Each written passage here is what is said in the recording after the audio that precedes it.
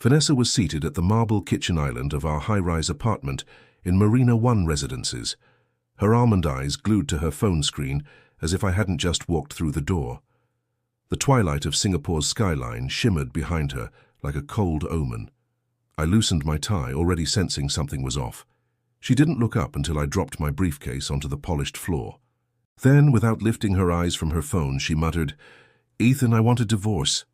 My hands froze mid-air. "What?"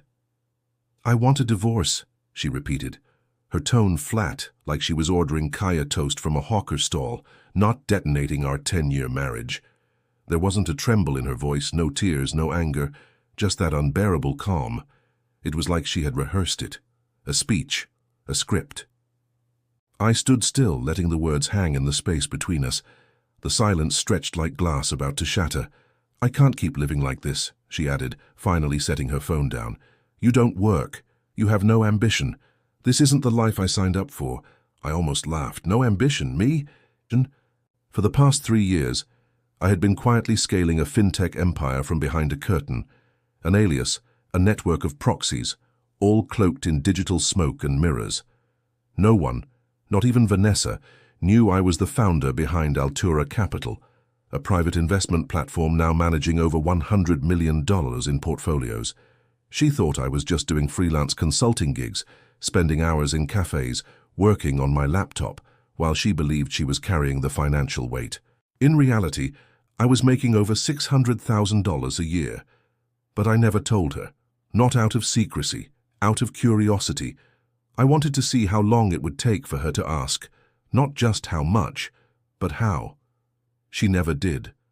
I looked at her, taking in the precision of her appearance, the red sheath dress hugging her curves, the diamond studs I bought last anniversary, her hair done up like she had just walked out of a magazine shoot. She wasn't dressed for a breakup. She was dressed for a statement. "Fine," I said, my voice low. "If you want a divorce, Vanessa, you'll have it." A flicker crossed her face. Uncertainty, regret, I couldn't tell. "I've already spoken to a lawyer," she continued. "I'll be keeping the apartment. You can move out by the end of the month." I couldn't help but smirk. The apartment was under my name. The down payment had been made with capital from a crypto wallet she didn't even know existed. She thought this was her territory, her victory. "Sure," I replied. "I'll be out of your way." She didn't expect my composure. She was hoping for drama, a fight, an argument, some sort of desperate plea.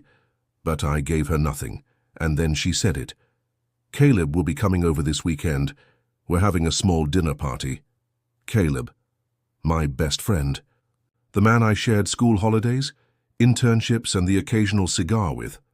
The same Caleb who used to give me relationship advice about Vanessa when we first started dating. He was always around. Too much in hindsight. I should have seen it. The late-night texts, the sudden work trips Vanessa took, the time she said she needed space, and Caleb just happened to be in Bali that weekend. I nodded, grabbing my keys from the countertop. "You don't seem surprised," she said. "I'm not," I replied, pausing at the doorway. "I've seen this play before. I just didn't know you were going to be the star of it." She didn't speak as I walked out. But I wasn't walking away in defeat. I was stepping into a storm I had been preparing for, silently and precisely. My revenge wouldn't be loud, it wouldn't be violent, it would be measured, strategic, and deeply satisfying. Because Vanessa thought she was trading up, for passion, power, excitement. What she didn't know was she was walking out on a king in disguise. And soon she and Caleb would find out just how high the price of betrayal truly is. The next time I saw Caleb was at our old university reunion, held just 2 days after Vanessa's divorce announcement. I hadn't RSVP'd, but I went anyway, because I knew he'd be there. The reunion was held at the rooftop ballroom of the Capital Kempinski in downtown Singapore, all old architecture and overpriced cocktails. 100 people I barely remembered, and him. He arrived wearing a navy blazer over a crisp white shirt, hair gelled, charm turned up to 11. The predator dressed like a gentleman. Caleb always knew how to fit into any room like a tailored suit. He worked the crowd like a magician works a stage, making people feel like they mattered, just long enough to miss the sleight of hand. And for a while I'd fallen for it too, until I noticed how often he texted Vanessa. until I caught him once staring at her for too long during a barbecue at my place with a look that wasn't brotherly. Until now. He hadn't seen me yet. I stood near the bar, nursing a whiskey I didn't need, watching. He laughed easily with our old classmates. They called him Big C, a nickname from rugby days. I just called him a liar. Then he saw me, and for a second his smile froze. "Ethan," he said, walking over like we were long-lost brothers. "Damn, it's been forever." "Has it?" I sipped my drink and didn't offer my hand. He paused. "Well, yeah, I mean, not forever, I guess. I've seen Vanessa a lot." There it was. No shame, no attempt to lie. He didn't need to. "I heard you two are involved," I said slowly. He gave a little shrug, the kind you use when pretending to be humble. "I didn't plan it. Feelings just happened." "While I was still married to her," I said. His jaw tightened for a flash before he masked it. "Look, Ethan, I'm not here to justify anything. I care about her. She wasn't happy. You weren't around." "I was building something," I said, voice sharp, "and I'll bet you never asked her what that was." Caleb had the decency to look away, but not for long. "You should know," he said.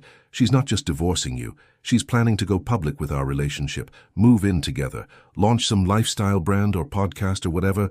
You know Vanessa." "Yes, I did." "She craved visibility like oxygen.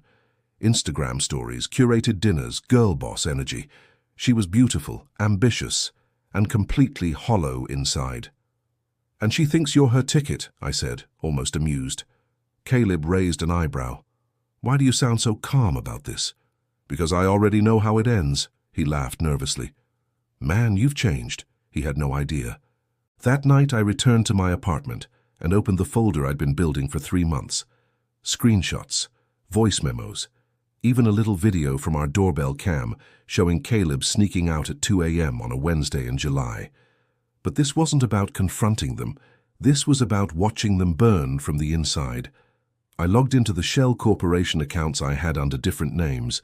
I moved $200,000 worth of Ethereum from one cold wallet into a liquidity trap, an account labeled as Vanessa Media Holdings that she had access to. It was bait. By morning, I received the notification I'd been waiting for. Vanessa had withdrawn $50,000. Hook, line, sinker. She thought she was getting her share of the divorce. What she didn't realize was that the funds were tracked, time-stamped, and legally documented as corporate theft once she touched them. I didn't even need to lift a finger. Later that week, she texted me casually, "I hope we can keep things civil. I'm willing to settle without making a scene." My reply, "You already made a scene, I'm just framing it." I contacted my lawyer, Cheryl Ong, a corporate shark with a gold spine and titanium fangs. She'd already prepared the financial misconduct report. Within 48 hours, Vanessa would be served a legal notice. But I wasn't stopping there. I also filed a quiet alert to the Monetary Authority of Singapore, flagging Caleb's firm for suspicious financial activities. I didn't need to fabricate anything. He'd been sloppy, accepting Vanessa A.S. wire transfers for consulting services through his personal bank account, skirting disclosure laws. That alone was enough for an audit. 2 birds, 1 rotten stone. The best part? Neither of them suspected a thing. I didn't confront Vanessa. Not yet. That would have given her too much power too soon. Instead, I did what I've always done best, I observed. In the days that followed, Vanessa became more brazen. She began coming home late, offering vague excuses about networking events and client dinners. She'd slip off her heels at the door with a smug little smile, perfume lingering in the air like a ghost of deceit. Occasionally, she'd mention Caleb's name in passing, too casually for my comfort. "Caleb thinks I should be more assertive at work," she said one night while stirring her overpriced tea. I merely nodded, but inside I was documenting everything. I created backups of our shared devices, quietly installed software to archive her phone activity, and began checking credit card transactions. Caleb's name appeared more than once. Hotel bars, wine deliveries, an upscale boutique I'd never seen her shop at before. She thought I was blind. What Vanessa didn't know, what neither she nor Caleb could possibly imagine, was that I had already set things in motion months ago. My side hustle had grown into a lucrative fintech consultancy for private investors, bringing in hundreds of thousands annually under a corporate shell that bore no trace of my name. The apartment, the Audi, the luxury getaways we took, they were all written off as business expenses under an alias. Even our shared account had just enough to maintain appearances. The real money, tucked away in holding companies, crypto wallets, and foreign investments, only I had access to. I wasn't the clueless husband. I was the man building a firewall around his life. The plan wasn't just revenge, it was preservation. While Vanessa and Caleb plotted in shadows, I made sure they couldn't touch a cent of what mattered. And once I had everything in place, I started pulling away. Not dramatically, but in subtle, infuriating ways. No more morning coffees prepared for her. No more foot massages after her late nights. I stopped attending her firm's social events. When she asked why, I replied simply, "You seem to be doing fine on your own." She didn't know how to respond. That was the beginning of her discomfort, and as Vanessa slowly started to notice that her control over me was slipping, she reacted the only way people like her do, by doubling down. More accusations, more manipulation, more attempts to paint me as the emotionally distant one. I played along. But deep inside I was ready to flip the script, because betrayal when returned is an art. And I was about to put on a masterclass. I had already moved out quietly and without protest, taking only a few suitcases and my dignity. But what I left behind wasn't just furniture or a marriage. It was a facade, a crumbling illusion that Olivia and Caleb were desperately trying to keep intact. A week after my departure, I got a message from an old neighbor. "Hey Ethan, just a heads up. Olivia and Caleb are hosting a dinner party. Looks like they're trying to show off the house. The same house she claimed I didn't contribute to, that she fought for in the divorce, thinking it was her trophy. She didn't know it had always been a rental. A luxury lease in my name, never a mortgage. She hadn't even checked the paperwork. But I didn't respond to the text. I simply smiled to myself, knowing that what they were parading around wasn't even theirs to keep. Still, curiosity gnawed at me. I wasn't going to attend, of course, but I knew someone who would. My college friend Lynn was still in touch with Olivia through social circles. I gave her a quick call. "Would you be open to going to the party? Just observe. You know what I mean." Lynn chuckled. "You really want to spy, huh? All right, but you owe me a fancy dinner." That Saturday, while they popped champagne and Caleb adjusted his fake Rolex, Lynn mingled among their guests. She texted me photos throughout the night. Olivia posing with guests, her smile stretched thin. Caleb playing host, trying too hard, dressed like a CEO on a budget. The captions made me grin. "Plastic wine glasses. Food catered from a budget service. But she's telling people it's her personal chef." They're claiming the house is theirs. LOL. But the most telling image came last. A photo of Olivia, standing alone on the balcony, staring out into the night, her shoulders slightly slumped. It wasn't the pose of a woman who had won. It was someone performing a role she barely believed in anymore. The cracks were already forming. Meanwhile, I was elsewhere, on the top floor of a hotel in Bangkok, glass of whiskey in hand, closing a deal that would net me more in 1 week than Olivia and Caleb would earn in a year. The contrast was almost poetic, but I didn't stop there. Through another mutual friend who worked at the bank, I heard Olivia had applied for a joint line of credit with Caleb and been denied. Her application flagged a low credit score. Curious, I dug deeper. Turns out, Caleb's finances were a wreck. Old debts, unpaid bills, even a bounced check at a boutique Olivia frequented. The man she left me for wasn't just disloyal, he was broke. I began laying the groundwork for the next phase, quietly, legally, precisely. I hired a forensic accountant to finalize a trail of financial breadcrumbs. I wanted to make sure that if they ever came after me again, through court or manipulation, I'd be 10 steps ahead. Then came the cherry on top. 2 weeks later, Caleb had the audacity to message me. A simple WhatsApp ping. "Hey man, no hard feelings, right? Things got messy, maybe we can grab a drink sometime?" I didn't reply. Instead, I took a screenshot, sent it to Lynn, and said, "Keep this, it might come in handy." Because people like Caleb don't just implode, they self-destruct publicly. And I was done being polite about it. Ethan stood in front of the mirror, buttoning the cuffs of his crisp shirt, his reflection calm but his mind boiling with calculations. The apartment he had just moved into was temporary, just a sleek placeholder while he waited for the next phase of his plan to fall into place. Outside, the city lights blinked like a million watching eyes. Tonight was the night of Olivia and Caleb's infamous dinner party, the one Ethan was never supposed to witness. But he wasn't just attending, he was infiltrating. Earlier that week, he had run into an old college acquaintance, Chloe, who happened to be friends with Olivia's younger sister. She had laughed at the coincidence, telling Ethan about the party and jokingly inviting him along. She didn't know the whole backstory. Ethan had smiled, graciously accepting. He knew exactly what he was doing.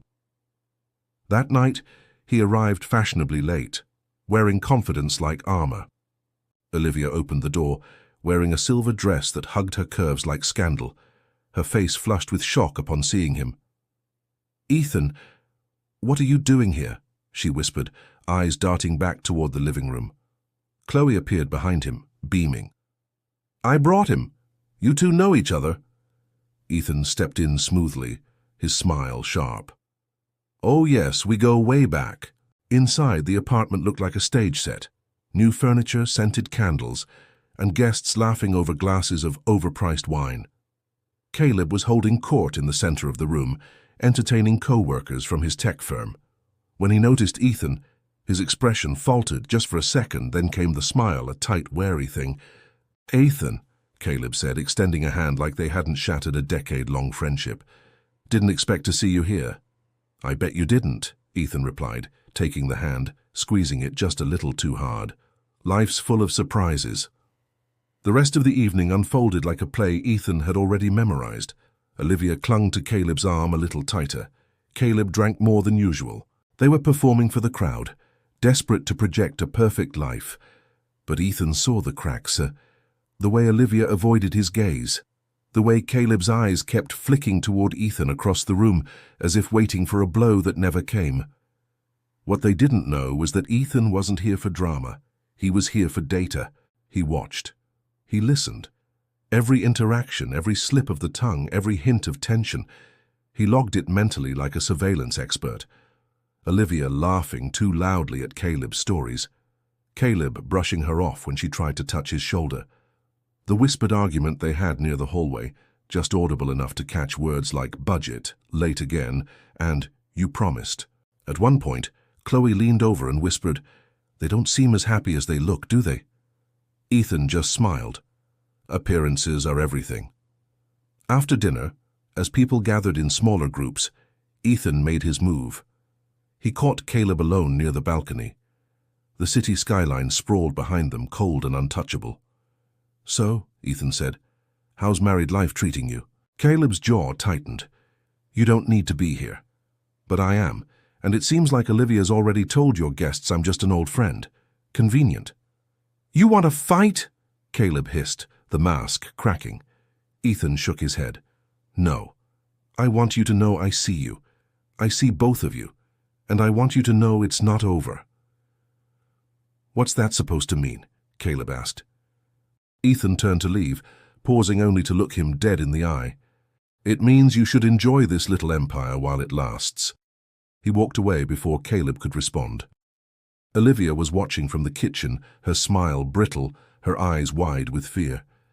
Ethan left the party like a ghost, silent but unforgettable. The first few weeks after I left were eerily quiet. No more passive-aggressive remarks. No more smug glances across the kitchen table. No Olivia slamming cabinet doors just loud enough to make a statement. Just me and the echo of a house I never considered a home. I moved into a sleek serviced apartment overlooking Marina Bay.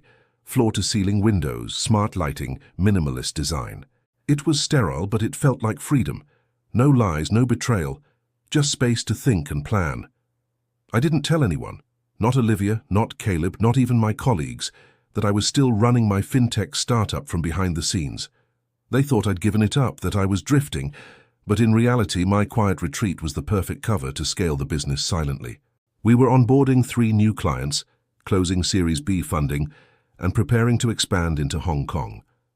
My net worth was compounding daily. $500,000 a year wasn't just a salary anymore. It was a quiet war chest. Meanwhile, Olivia and Caleb were busy parading their romance. Social media made sure I never had to search. They shoved their fantasy down everyone's feed. Candlelit dinners. We found love in unexpected places. A weekend trip to Sentosa. It was like watching two con artists convince each other they were royalty. But I wasn't bitter. No, bitterness is loud and ugly. What I felt was power. The power of silence, the power of patience. I had no interest in exposing them. I didn't need to. Their downfall would be self-inflicted. One night, a text lit up my phone. Unknown number. I almost ignored it until I saw the message. "Hi Ethan, I hope you're doing okay. Just wanted to check in. Olivia." I stared at it for a moment. There it was. The first crack. The first tremor in her perfectly curated life. I didn't respond. A few days later, another message.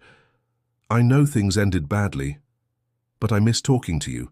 Hope we can catch up sometime." She wasn't reaching out to apologize. She was testing the waters, fishing for validation. Olivia had always needed an audience to affirm her choices, and now her new audience was failing to applaud. I started hearing whispers through mutual friends.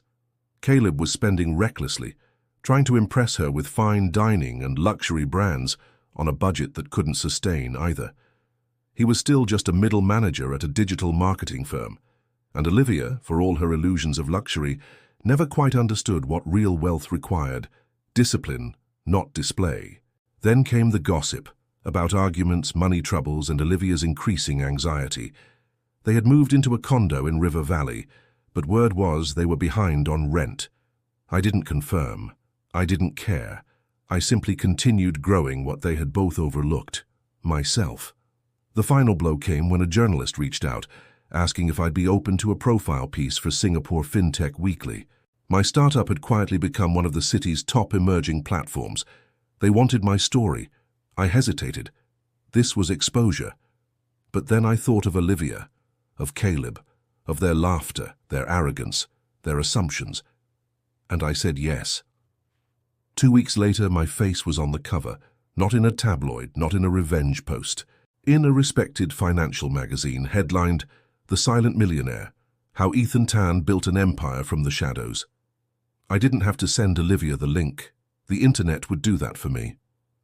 2 months had passed since Ethan Tan walked out of the penthouse he once called home. On the surface, Olivia and Caleb appeared to be thriving. Their social media profiles were awash with curated perfection: tropical getaways, rooftop dinners, and smiles that felt just a little too forced. It was all smoke and mirrors. Ethan, now living in a minimalist luxury apartment in Marina Bay, monitored it all in silence. Not obsessively, but just enough. Enough to know that while they posted snapshots of glamour, the walls behind those filters were beginning to crack. The first clue came from an unlikely source: their building's concierge.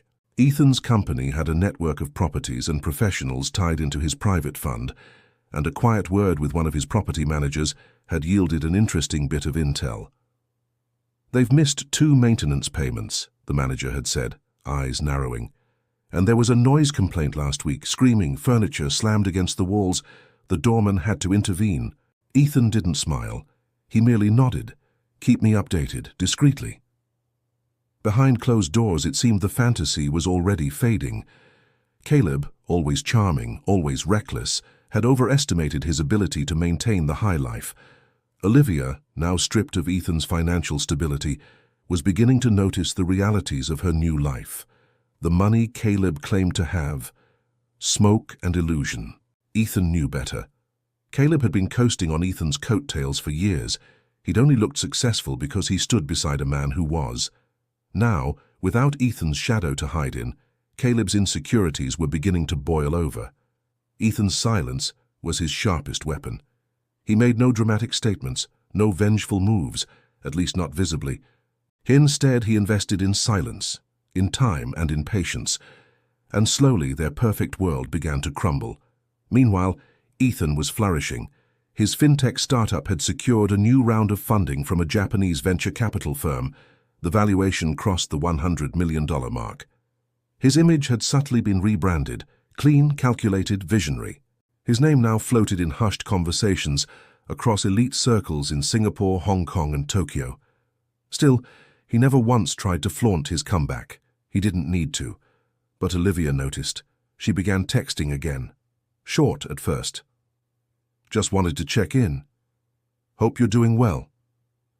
Saw the article about you in Business Insider. Congrats. Ethan never responded. One evening he received a voicemail from an old mutual friend. Ethan, you need to hear this, the voice said, breathless. They're fighting again, badly. Heard Olivia called Caleb a broke leech in front of guests at some fancy cocktail thing. People are talking. He replayed the message only once. Then he set his phone down and poured a glass of sake. Outside his window, the Marina Bay skyline sparkled like it was toasting his victory. He hadn't lifted a finger, not yet, but the fuse was already lit. 3 more weeks passed, and the cracks in Olivia and Caleb's facade widened into gaping fractures. On Instagram, their smiling faces were now replaced with oddly impersonal shots of food, pets, and sunsets. Photos together became scarce. Captions turned vague. And Ethan Tan, watching from the high glass walls of his penthouse, could see the illusion breaking in real time. The next clue arrived in a brown envelope. Ethan had hired a private investigator months ago, not out of spite but strategy. He needed confirmation, facts, not suspicions. And now, in that envelope, were photos. Caleb, entering a luxury gym with a woman who wasn't Olivia. A second photo showed him exiting 2 hours later, hand on the small of her back, grinning like a fool. The timestamp and location matched Caleb's supposed investment meeting. Ethan placed the photos back in the envelope, sealed it, and slid it into a drawer. No need to act yet. Let them stew in their own destruction. Later that evening, he received a string of texts from Olivia. Can we talk? I feel like I made a huge mistake. You were always so calm, so grounded. I didn't appreciate it then, I do now. Ethan stared at the messages for a moment, not with hope or anger, but with measured clarity. He typed 2 words, too late, and hit send. That same night, across town, Olivia sat on the balcony of the penthouse she fought so hard to claim. Caleb was out. Again. Her wine glass trembled in her hand as she scrolled through Ethan's latest press appearance. A fireside chat at a tech summit in Tokyo, standing beside a former finance minister. He looked radiant, calm, entirely out of reach. She called Caleb. No answer. She tried again. Voicemail. It had started with thrilling disobedience, cheating, then planning the exit from her marriage like it was a heist. But Olivia never considered the cost of her betrayal. Not really. She had assumed Ethan would always be there, somewhere in the background, perhaps bruised, but not gone. But now she understood. Ethan wasn't waiting. He had moved on. Meanwhile, Caleb was unraveling. The high-rise parties dried up. His name had begun to sour in business circles after 2 failed startup pitches and a reckless investment that lost hundreds of thousands. His savings, what little he had, vanished. He started borrowing, then lying, then borrowing to cover the lies. One night he stumbled home drunk, slamming the door and yelling at Olivia for being cold, for not understanding the pressure he was under. She screamed back. The neighbors called security. Again. They slept in separate rooms after that. And while their house divided, Ethan's world expanded. He was invited to join an elite fintech council in Singapore. A Forbes feature named him among the 25 under 40 transforming global finance. And through it all he remained silent, powerful, unreachable. The final straw came a week later. Caleb, desperate and enraged, tried to access Ethan's private investor list using an old connection from when they were still friends. But Ethan had seen it coming. Within an hour, legal threats were dispatched. Within a day, Caleb lost 2 of his last 3 business partnerships. When Olivia found out, she didn't cry. She packed. That evening, Ethan received a short email. I've left him. I don't expect anything. I just wanted you to know. Ethan didn't reply. Instead, he took a photo from his balcony, the Marina Bay skyline burning with gold in the sunset. He posted it without a caption. It didn't need one. Let the silence say everything. The day Ethan Tan made his final move began like any other in Marina Bay. Sunlight gilding the skyline, reflections rippling across the glass towers, the city humming like a living machine. He had waited months, long enough for the cracks in Olivia and Caleb's carefully curated life to rupture completely. Now it was time. Caleb was desperate. Ethan had heard whispers from his network, credit cards maxed, luxury car repossessed, and rumors that Caleb had been trying to pitch shady NFT schemes to clueless investors at social mixers. Ethan smiled. The man who stole his wife was now drowning in the illusion he built. And Olivia, she was unraveling. One of Ethan's business partners had seen her at a gala, disheveled, tipsy, clinging to people she used to scoff at. Her pristine image was cracking like porcelain. The woman who once sneered at Ethan's supposed lack of ambition now sat among has-beens and socialites looking for the next dollar to latch onto. Ethan didn't reach out. He orchestrated. Through an anonymous account, he tipped off a business publication about Caleb's fraudulent consulting firm, which, of course, didn't actually exist on paper. The story ran in a prominent financial blog the following week. Local influencer caught in fake fund scandal. Olivia and Caleb's names were all over it. Ethan made sure a few key clients saw the article. He didn't need revenge through shouting. He preferred the kind that traveled in hushed tones through inboxes and boardrooms. Then came the eviction. Their luxury condo association, after months of unpaid dues, finally acted. Ethan had ensured, via an acquaintance on the management board, that there would be no second chances. Security escorted them out. A video of Olivia screaming at the doorman made its way to a gossip channel. Ethan watched it only once, then deleted it. But the real final blow came wrapped in silk. A week after their eviction, Olivia showed up at Ethan's new office. She looked smaller somehow, not physically but energetically. The defiance was gone. Her eyes, once sharp and critical, now shimmered with something closer to regret. "Ethan, I was in the neighborhood and thought I—" He raised a hand gently. "Olivia, you don't need to finish that sentence." She tried to laugh it off. "Look, I know I made mistakes. Caleb, he wasn't who I thought he was. I guess I got caught up." "Caught up?" Ethan leaned forward. "You didn't fall into a puddle, Olivia. You dove off a yacht you didn't build into a raft made of lies." She blinked. For a long moment, silence stretched between them. "I just want to talk. Maybe we could reconnect. Not as lovers. Just maybe as friends." Ethan stood, his figure tall and composed, a mirror of the life he'd rebuilt. "I wish you well, Olivia, but we both know the only thing we shared was history, and I'm building a future." She didn't cry. That would have required humility, but her shoulders sagged as she nodded and left. Outside, as her heels clicked down the marble hall, Ethan felt nothing. Not anger, not grief, just freedom. He walked to the window and looked out over the harbor, his reflection faint in the glass. This was no longer a story of betrayal. It was a story of rebirth, and Ethan Tan had just written the final line.